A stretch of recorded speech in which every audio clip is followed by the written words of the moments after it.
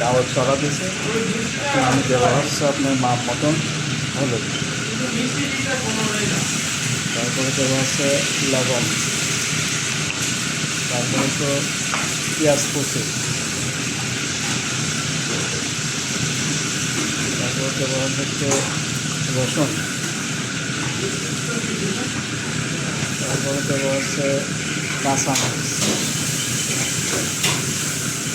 তারপরে দেওয়া হচ্ছে যে টমেটোগুলো কাটাচ্ছি টমেটো কুচি,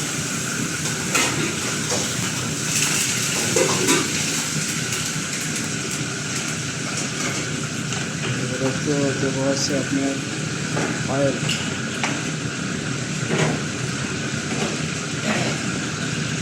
এভাবে 20 মিনিট ঢেকে রাখবো। ডালের বাগারের জন্য তেল দিয়েছে, এর উপরে আমি কটা শুকনো মরিচ ভাজবো, এটা ডাউলের ভিতরে দিয়ে দেবো আলাদা। শুকনো মরিচ ভাজা হয়ে গেছে, এখন আমি এগুলো উঠায় রাখবো। এখন বাগারের জন্য আমি রসুন দিয়ে দেবো। রসুন দিয়ে দিয়েছে, এখন রসুন লাল হয়ে গেলে পেঁয়াজ দেবো।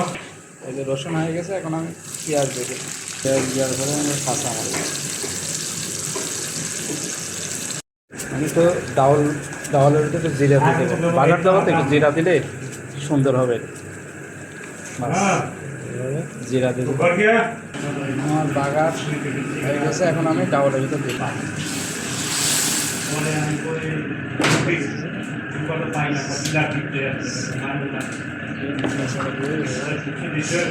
ডালের বাগার শেষ। শুকনা মরিচ রাখেছিলাম, একটা ভাঙিয়েছিলাম, একটু ঝাল দেওয়ার জন্য সুন্দর হবে।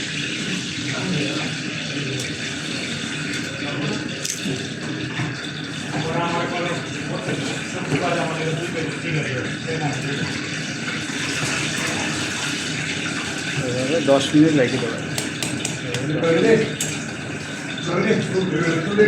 এখন ডাউল হয়ে গেছে, ছোলা বন্ধ শেষ। ডাউল হয়ে গেছে, এখন ভাজতে দিয়ে 7 বাজে হয়ে গেছে, এখন আমি ছোলা বন্ধ করে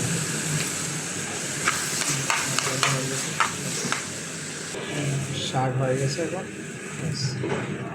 লাল শাক কীভাবে ভাজেছে